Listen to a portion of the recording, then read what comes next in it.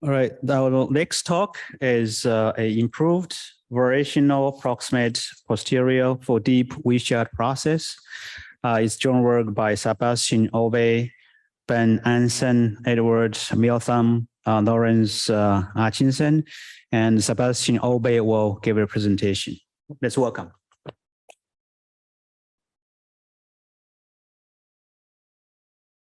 Hi, everyone, and thanks for the introduction. I'm very happy to be presenting my work on an improved variational approximate posterior for the deep Wishart process.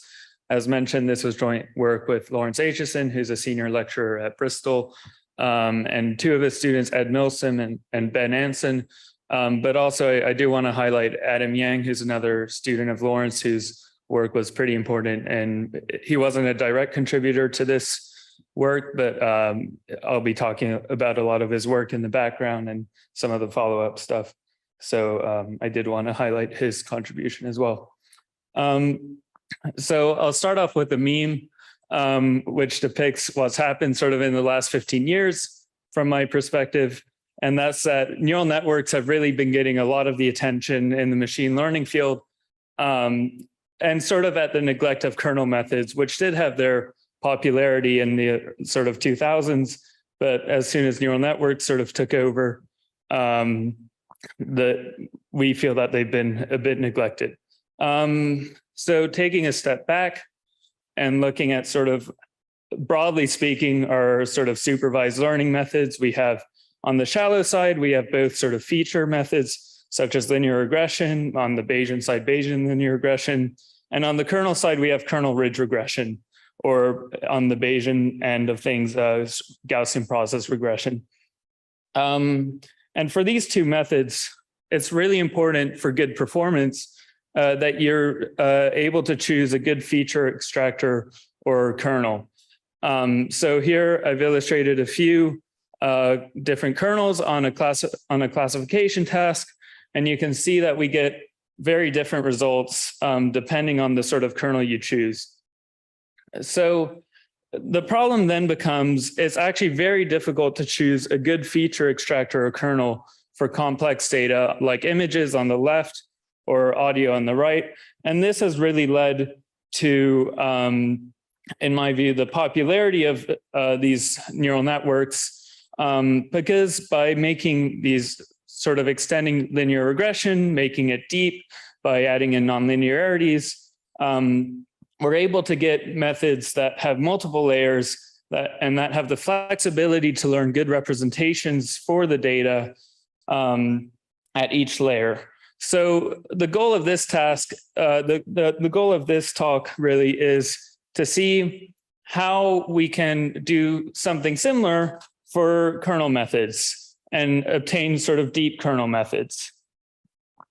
So as an overall high-level summary, our starting point for this talk will really be the deep Gaussian process model, which, while it sounds maybe kernel-based, and in a way it is with the Gaussian process layers, really, as I'll try to explain, it's more of a feature-based method still. And we will, with the deep Gaussian process, you can do one of two things. You can either try to rewrite the prior in terms of kernel and gram matrices and end up at a model we call the deep kernel process, or you can take a special sort of infinite width limit and end up with a model that we'll call the deep kernel machine. Now, the focus of this talk is really on the former, so we'll start there.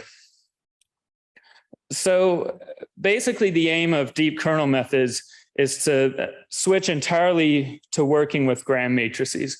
So to give a sense for what that means, on the right-hand side, I've shown here the sort of a standard deep GP setup, where on the bottom right, we start with a batch of input vectors X.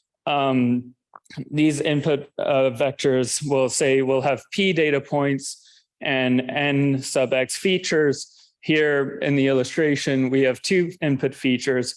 And then what we do is we apply a Gaussian process to these inputs. In this case, a multi-output Gaussian process with three outputs, and we've applied a kernel function to our inputs, kf of x, to give us the covariance matrix for this Gaussian process. And then we can sample features f1, which will have shape p, because that's the number of data points, times n1, which in this case, in this illustration, is 3. And then we can, in the deep Gaussian process, we repeat this sampling procedure by taking these sampled features and placing another Gaussian process prior over those to sample new features f2, which again we'll have 3 of in this example. And then finally, for this example, we'll go to the output, which is another Gaussian process model. In this case, we've added a noise variance. And so the goal of this work really is to actually get away from these features and work instead with Gram matrices, which are the outer products of the features. And one of the reasons we would want to do this is because performing inference on these features, you actually have to deal with a lot of symmetries in the true posterior, which go away when as soon as you start working with Gram matrices as opposed to features. And that, we argue, will simplify the inference and allow us to do better posterior inference and better predictions. So how do we actually go about doing this? Well, there are 2 key tricks to rewriting this sort of deep Gaussian process prior in terms of kernel matrices. The first trick is that most kernels of interest that we care about really can be computed entirely with the Gram matrix itself, and you don't actually need the features. So this is true, for instance, for the arc cosine kernel, which comes from the infinite width neural network literature. But it's also true for a lot of the standard Gaussian process kernels that we like, which, and in this case, is true for those that only depend on the distance between the data points I and j. And this is because we can actually recover the distance from the Gram matrix. So I've illustrated this here, where we compute the distance, which we say is Rij. And that's just a sort of standard Euclidean distance there. But by some simple rearrangements, we see that we can actually express it in terms of elements of this outer product matrix, this Gram matrix. So overall, to sum up this first trick, we can take our K of F, which acts on the features, and replace it by a K of G, which acts entirely on the Gram matrix. So the next trick into rewriting the deep Gaussian process model is actually to just see what happens when we get these Gram matrices.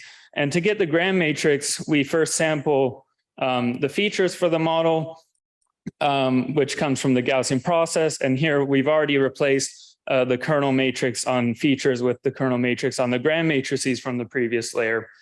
And then we compute the Gram matrix by taking the outer product, which we then scale by the number of features. But what we notice is that this actually matches the definition of the Wishart distribution. So instead of sampling the features first and then trying to form the Gram matrix, we can directly sample the Gram matrix itself. So to go back to our illustration, what we've done is now on the left, we've ended up with a deep kernel process wherein we start with the Gram matrix on the input data. We apply a kernel to that using our first trick. And then we sample the Gram matrix for the first layer directly using the Wishart distribution. And so basically we can iterate this, and we obtain a model which has the exact same prior as the deep Gaussian process, but is expressed entirely in terms of Gram matrices and kernel matrices. So I think I'll skip that slide actually. But so this then leaves us the question of how do we actually develop sort of practical methods with this? Because we've managed to re-express the prior, but that doesn't actually tell us how to do posterior inference in these models. So over the course of a few papers, this paper I'm presenting here being the most recent one, we've developed a bunch of sort of practical methods for doing this. The first is we've come up with sort of two processes. The deep Wishart process, which is basically the deep GP equivalent process, but we also came up with a deep inverse Wishart process. And that's actually where we started out because we found it was easier to develop sort of inducing point schemes and approximate posteriors for deep inverse Wisharts as opposed to the deep Wishart process. But then, as I said, we did figure out a way of actually developing an approximate posterior over Wishart distributions, Wishart processes. And this means that we can now do variational inference entirely with priors and approximate posteriors over the Gram matrices and not the features. And then, more recently, we developed sort of, and this is the paper I'm presenting here, we developed more powerful techniques for this, which really improve the results. So looking at this table, we were able to compare a deep GP to a number of approximate posteriors that we developed. The first one, QGW, was our first attempt at this, and we showed that we could only sort of maybe match the performance of the deep GP. Whereas in the ones presented in this paper, we've shown that we can actually exceed the performance from the equivalent deep GP models. And so that is actually because, as I mentioned before, we're now dealing entirely with kernel and Gram matrices, which gives us a much simpler sort of inference landscape as opposed to working in terms of features. And you can actually, through the data processing inequality, you can sort of show that actually we should be able to improve the inference in terms of inference over features, over inference on features. So that was sort of the first part of this talk where I've discussed how to rewrite the prior of a deep GP in terms of kernel and Gram matrices to end up with this model we refer to as the deep kernel process. And now I'll briefly touch on some follow-up work where we've been looking at the infinite width limit of these Bayesian methods to obtain deep kernel machines. Now, by scaling things in a particular way, we end up with actually a deterministic model as opposed to a Bayesian model. But so you might ask, well, why would we do this sort of less Bayesian approach of the deep kernel machine as opposed to staying with the sort of Bayesian deep kernel process? Well, there are a few reasons, really. First of all, it simplifies the implementation to do this. It also trains a bit faster because we no longer have to do all this sampling.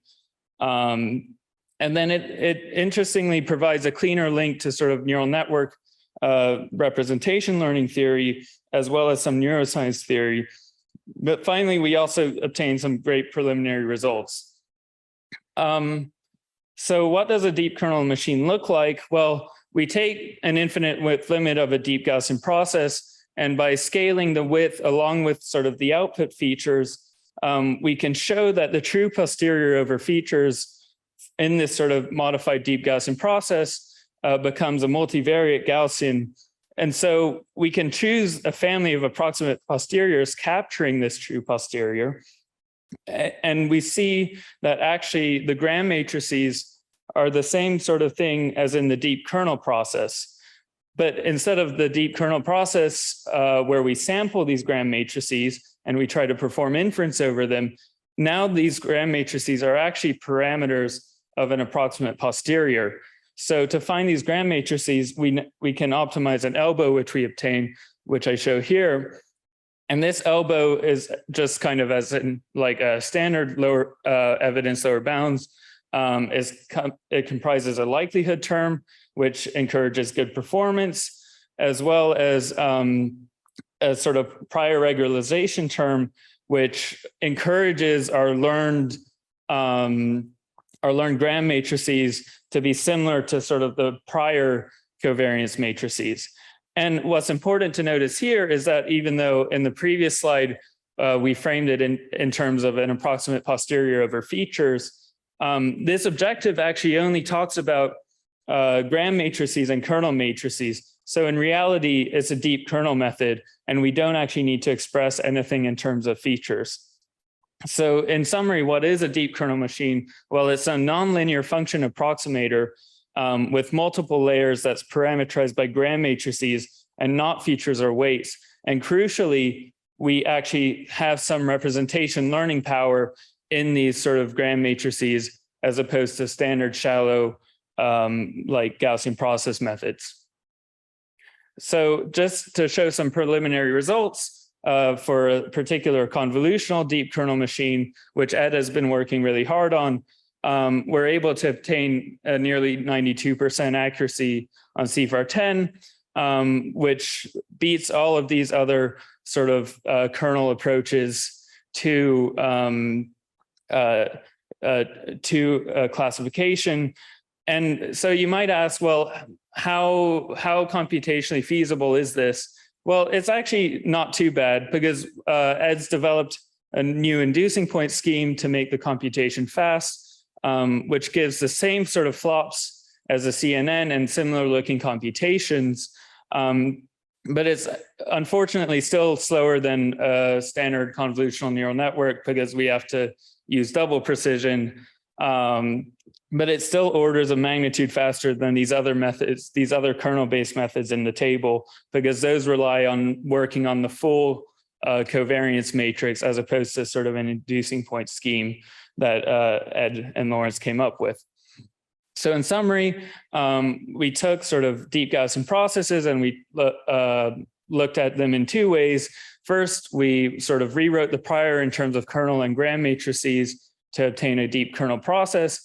But also we can take sort of a special infinite width limit and obtain a deterministic method known as the deep kernel machine.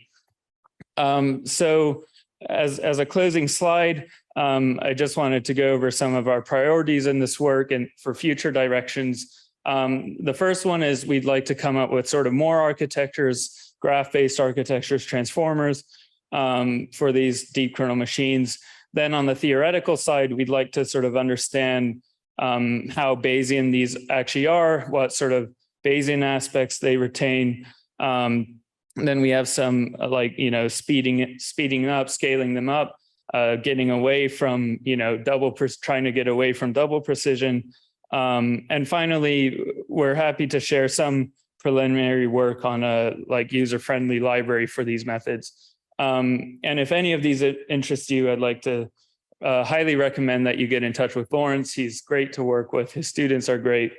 And he's got tons of ideas on this line of work. So if this interests you, please don't hesitate to get in touch.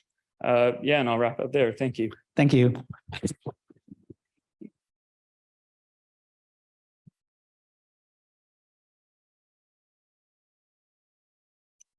So next, I would like to invite Dario Azemonti for a discussion.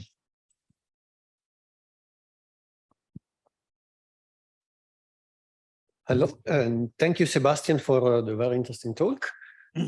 So this is kind of my summary slide. I will focus in this discussion mostly on the results of the paper. So it's really deep Gaussian processes reformulated as deep Wishart process. And in particular, in the paper, the main focus that I found was really that we have new generalized Wishart distribution that we can use as variational approximation for this deep Wishart process.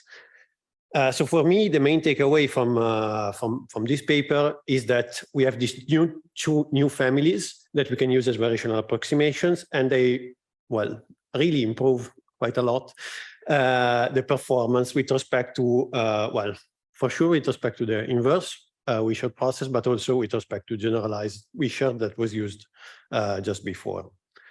So I'm going to ask maybe two questions that are maybe very specific to the paper itself, and one which could be probably more general, also related to the second part of your talk.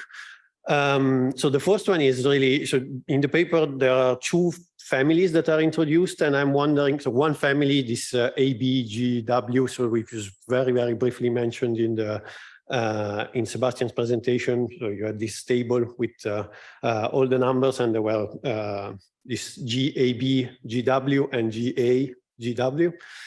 And GAB is more flexible as a family as GA. So I'm wondering if you have an intuition on when this is needed compared to AGW.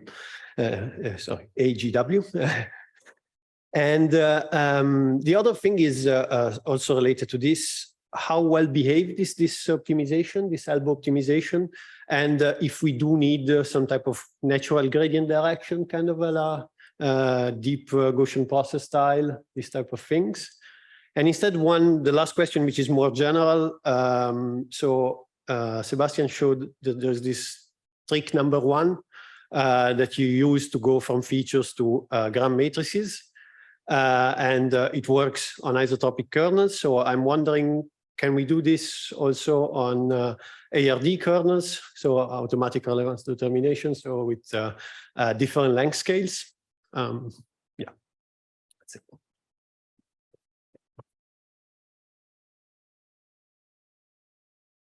Okay, well, yeah, thanks, Dario, for the summary and the interesting questions. Yeah, I guess I'll just start with the first one in terms of the additional flexibility that you get from the sort of AB generalization, what we term the AB generalization. Yeah, this is honestly not very clear to us. As you saw in the results, sometimes it helps, sometimes it doesn't seem to help.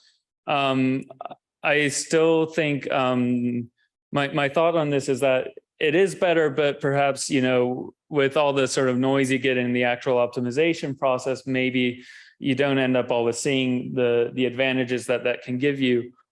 But yeah, it's kind of an open question that we're still trying to think about a bit. In terms of your second question, in terms of the kernels, so yeah, basically no, the sort of deep Wishart formulation doesn't allow for ARD directly, because by getting rid of the features, we've removed sort of the directionality you need in the sort of feature space to use ARD.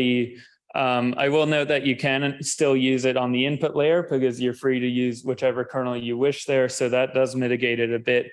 And then I would also kind of argue that maybe it's not entirely clear to me if, at least in a deep GP where you share the sort of kernel variance across all the features in a single output, how necessary ARD would really be in that case.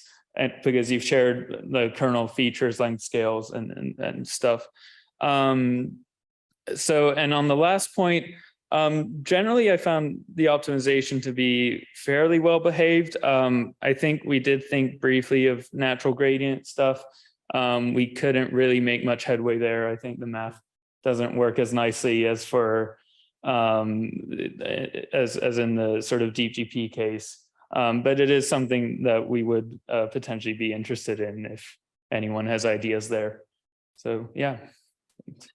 We have time for questions from audience. Questions from audience? Any questions online? All right. Thank you again, Sebastian. Thank you.